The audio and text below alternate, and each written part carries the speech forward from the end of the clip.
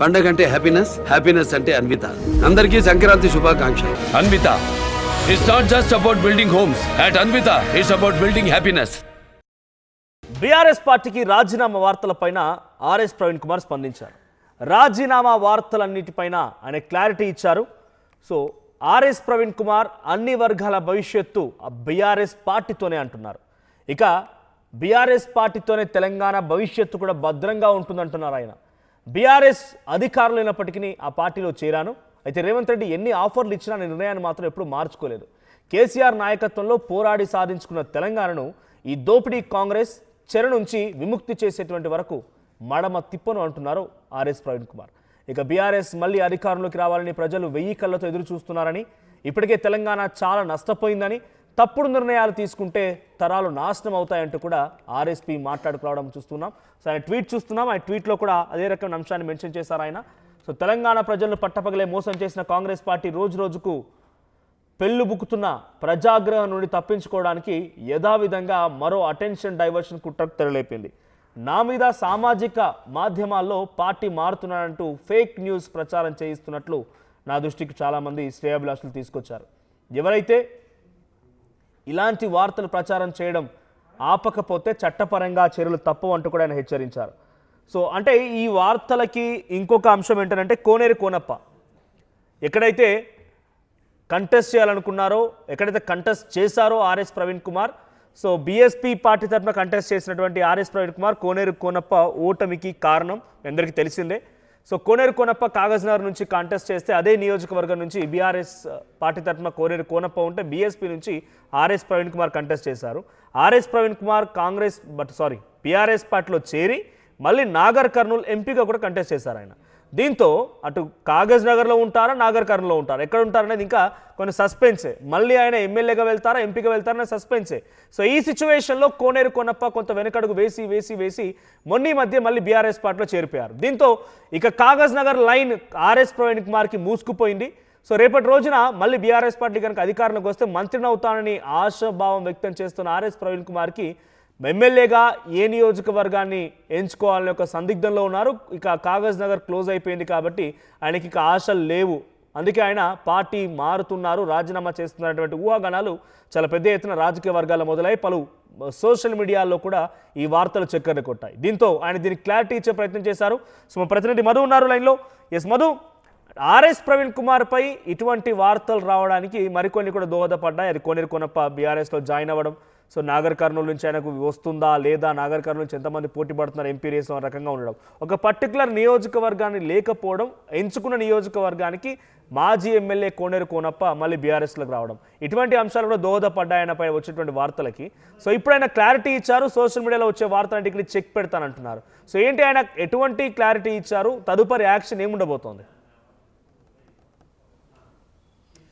Exactly, నిజంగానే కోనేరు Konappa BRS అధికారం కోల్పోగానే ఆయన కాంగ్రెస్ పార్టీలోకి వెళ్ళారు. కాంగ్రెస్ పార్టీ నుంచి కాంగ్రెస్ పార్టీలో ఉన్నటువంటి నాయకత్వం ఆయనను యాక్సెప్ట్ చేయకపోవడంతో, తగినంత ప్రాధాన్యత దక్కపోవడంతో మళ్ళీ ఆయన అంటే ప్రజల్లో బీఆర్ఎస్కు ఆదరణ వస్తుందని తెలిసిన తర్వాత మళ్ళీ బీఆర్ఎస్కు రిటర్న్ అయ్యారు. ఆ రిటర్న్ అయ్యేటువంటిది అంశం కూడా జూబ్లీహిల్స్ ఉప ఎన్నికల సందర్భంగా మాత్రమే కోనేరు కోనప్ప రిటర్న్ వచ్చారు. ఆ సామాజిక వర్గానికి సంబంధించిన ఓట్లను పార్టీకి మళ్లించేటువంటిలో భాగంగా ఆయనను చేర్చుకున్నారు. అంతే తప్ప సిర్పూర్ కాగజ్ నగర్లో కోనేరు కోనప్పకు మళ్ళీ టికెట్ ఇచ్చేది లేదు అంటూ ఆర్ఎస్ ప్రవీణ్ కుమార్కి సంబంధించిన వర్గీయులు చెప్పుకొచ్చే ప్రయత్నం చేస్తూ ఉన్నారు. అఫ్కోర్స్ కోనేరు కోనప్ప పార్టీలో తిరిగి వచ్చినప్పటి నుంచి కాస్త ఇద్దరి మధ్య వైరం నడుస్తూనే ఉంది. ఆర్ఎస్ ప్రవీణ్ కుమార్ పూర్తి స్థాయిలో సిర్పూర్లోనే అక్కడే అందుబాటులో ఉంటున్నారు. అక్కడే ఇష్యూస్ అన్ని కూడా ఆయన అడ్రస్ చేస్తూ ఉన్నారు. అక్కడ ఉన్నటువంటి నాయకత్వాన్ని తర్వాత క్యాడర్ని తీసుకొని ముందుకు వెళ్ళే ప్రయత్నం చేయబోతూ ఉన్నారు. రీసెంట్గా సర్పంచ్ ఎన్నికలు, రేపు ఫ్యూచర్లో ఇచ్చేటువంటి జెడ్పీటీసీ ఎంపీటీసీ ఎన్నికలపైన కూడా ఆర్ఎస్ ప్రవీణ్ కుమార్ అక్కడే ఉండి ఫోకస్ చేస్తున్నట్టుగా తెలుస్తూ ఉంది. కాస్త ఇదంతా చేస్తూ ఉంటే ఆర్ఎస్ ప్రవీణ్ కుమార్ త్వరలో పార్టీ మారబోతూ ఉన్నారు, ఆయనకు నియోజకవర్గం లేదు సో అనేటువంటి ఒక తప్పుడు ప్రచారాన్ని కాంగ్రెస్ చేస్తూ ఉంది. దాన్ని ఖండిస్తున్నానంటూ ఆయన ట్వీట్ చేశారు. చాలా స్పష్టంగా ప్రజల సమస్యలు అడ్రస్ చేయడంలో, అభివృద్ధి విషయంలో తెలంగాణను ముందుకు తీసుకుపోవడంలో బీఆర్ఎస్ తోటే సాధ్యమవుతుంది. బీఆర్ఎస్ అధికారం కోల్పోయినా, నేను అధికారం కోల్పోయినప్పటికీ కూడా బీఆర్ఎస్ పార్టీలోనికే వచ్చాను, తెలంగాణ బాగు కోరుకునేటువంటి పార్టీ కాబట్టి రేవంత్ రెడ్డి ముఖ్యమంత్రి అయిన తర్వాత నన్ను ఎన్ని ప్రలోభాలకు గురి చేసినా, ఎన్ని ఆఫర్లు ఇచ్చినా కాంగ్రెస్ పార్టీలోకి వెళ్ళడానికి సిద్ధపడలేదు. ఎందుకంటే తెలంగాణ ముందుకు పోయేది కేసీఆర్ ఆధ్వర్యంలో మాత్రమే తెలంగాణ డెవలప్ అయ్యేటువంటి సిచ్యువేషన్ ఉంటుంది. ఇట్లాంటి తప్పుడు ప్రచారం చేసే వాళ్ళందరికీ నా దృష్టికి తీసుకొస్తున్నారు. అందుకే ఒక ఖండన చేస్తూ ఉన్నాను. కన్ఫ్యూషన్ పోవాలనేటువంటిది ఖచ్చితంగా బీఆర్ఎస్తోనే ఉంటా.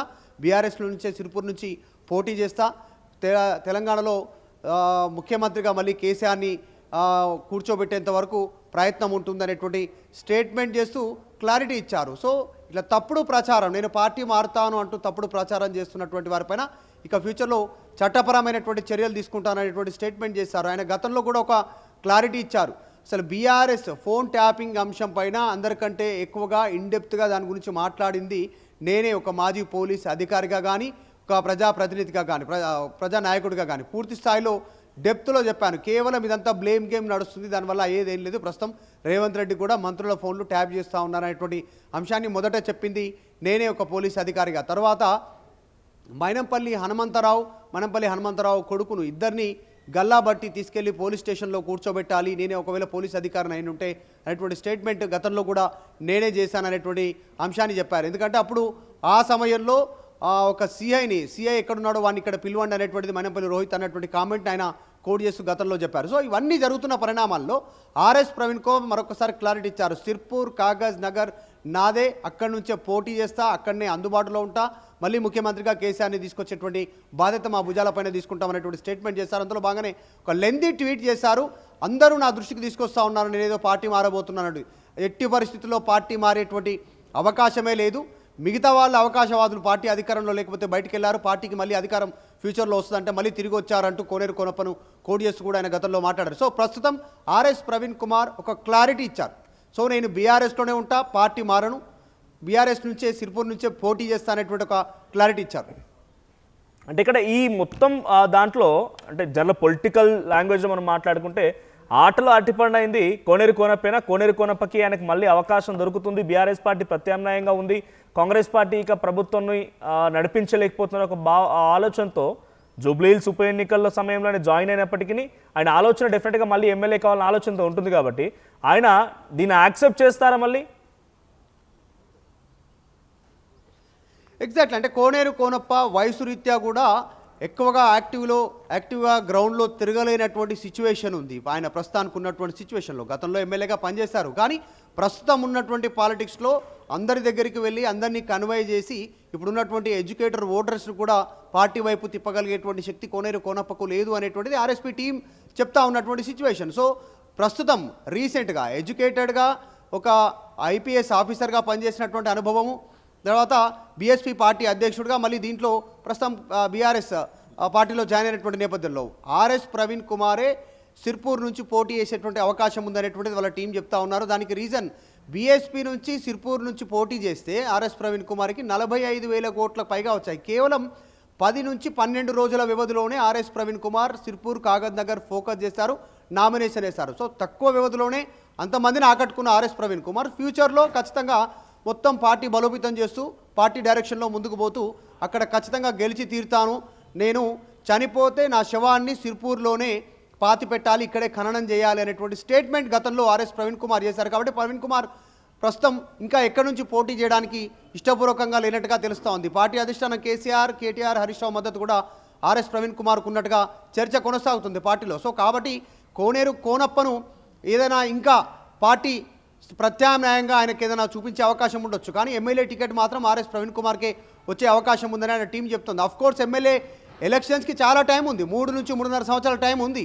కానీ ఇప్పటి నుంచే ఇంత చర్చ జరగడానికి ఏంటంటే జరుగుతున్న పరిణామాలని అటెన్షన్ డైవర్షన్ కింద కావాలని కాంగ్రెస్ తప్పుడు ప్రచారం చేస్తుంది. వాళ్ళు చేసిన హామీలు, వాళ్ళు చేస్తున్నటువంటి తప్పులు బయట జనాల్లోకి వెళ్లకుండా ఈ అటెన్షన్ డైవర్షన్ చేస్తున్నారు, అందులో భాగంగా నా పైన తప్పుడు ప్రచారం చేస్తున్నారంటూ ఆయన ఖండనిస్తూ ట్వీట్ చేశారు. Right, thank you Madhu. So మొత్తంగా రాజీనామా పైన ఆర్ఎస్ ప్రవీణ్ కుమార్ సంచలన వ్యాఖ్యలు చేస్తూ వార్నింగ్ ఇస్తూ ఇంకా ఇలాంటి ప్రచారం చేస్తే చట్టరీత్యా మీపై చర్యలు తీసుకోవాల్సి ఉంటుంది, చట్టానికి అప్పజెప్తున్నట్టుగా ఆర్ఎస్ ప్రవీణ్ కుమార్ ట్వీట్ చేయడం చూస్తున్నాం. సార్ తను ఏ పార్టీకి రాజీనామా చేయడం లేదు, రేపటి రోజు తెలంగాణ భవిష్యత్తు మొత్తం కూడా బీఆర్ఎస్ పార్టీతోనే భద్రంగా ఉంటుంది అని చెప్పి ఆయన ట్వీట్ చేయడం చూస్తున్నాం. సో మొత్తంగా కోనేరు కోనప్ప విషయంలో ఆయన జాయిన్ అయిన తర్వాత రకరకాల ఊహాగానాలకు తెరలేపేటువంటి వార్తలన్నిటి కూడా ఒక్క ట్వీట్తో ఆర్ఎస్ ప్రవీణ్ కుమార్ సమాధానం చెప్పే ప్రయత్నం చేశారు, ఫుల్ స్టాప్ పెట్టే ప్రయత్నం చేశారు. కానీ ఏం జరుగుతుంది రాజకీయ పరిణామాల్లో చూడాల్సిన అవసరం అయితే ఉంది. మరి ఆర్ఎస్ ప్రవీణ్ కుమార్ నాకు ఏ నియోజకవర్గానికి సంబంధించి వెళ్ళడానికి అవకాశం లేదు, నేను అక్కడే ఉంటానని రకంగానే టీం కూడా మాట్లాడుకుంటోంది. సో కోనేరు కోనప్ప అవి వచ్చినప్పటికీ కాగజ్ నగర్ నెక్స్ట్ ఆర్ఎస్ ప్రవీణ్ కుమార్దే, ఎట్టి పరిస్థితుల్లో ఆయన మారే ప్రసక్తే లేదంటున్నారు. గతంలో కూడా ఆయన అక్కడ ఇల్లు సైతం ఏర్పాటు చేసుకున్నారు, ఇల్లు కట్టుకున్నారు ఆయన అక్కడ. ఈ ఇంట్లో ఉంటున్నాను, నాకు ఇల్లు ఉంది అనే రకంగా ఆయన మాట్లాడుతున్నారు. సో కోనేరు కోనప్ప వయసు రీత్యా కొంత వయసు మీద పడింది, ఆయనకి మళ్ళీ అవకాశాలు ఉండకపోవచ్చు. So next Kagaznagar RS Praveen కుమార్ది అనేటువంటి మాటని ఆర్ఎస్ ప్రవీణ్ కుమార్ టీం కూడా చెప్తోంది. సో ఏ నియోజకవర్గంలో ఉంటాడు, ఎక్కడ ఉంటాడు, ఏంటనే విషయం పక్కన పెడితే ఆయన మాత్రం పార్టీకి అయితే రాజీనామా చేయడం లేదనే రకంగా క్లారిటీ ఇచ్చారు. సో మీ అభిప్రాయం ఏంటి? వచ్చే 5 ఏళ్లలో అంటే ఈ 3 ఏళ్ళు పూర్తయిన తర్వాత మళ్ళీ ఎన్నికలు అవుతాయి. ఇప్పటికే ఈ ప్రభుత్వం వచ్చి 2 ఏళ్ళు అయిపోయింది కాబట్టి వచ్చేటువంటి ఎన్నికల్లో మరో 3 ఏళ్ల తర్వాత మళ్ళీ బీఆర్ఎస్దే అధికారం అన్నట్టుగా ఆర్ఎస్ ప్రవీణ్ కుమార్ చెప్తున్నారు. మీ అభిప్రాయం ఏంటి? వచ్చే ఈ ప్రభుత్వాన్ని, కాంగ్రెస్ పార్టీ ప్రభుత్వంలో మీరు పరిపాలన విషయంగా సాటిస్ఫాక్టరీగా మీకు లేదా వచ్చేటువంటి ఎన్నికల్లో మళ్ళీ బీఆర్ఎస్నే ఎంచుకోవాలనుకుంటున్నారా? ఆర్ఎస్ ప్రవీణ్ కుమార్ మాటలు మీరు ఏకీభవిస్తున్నారా? కామెంట్ చేయండి. అసలైన తొలి వెలుగు.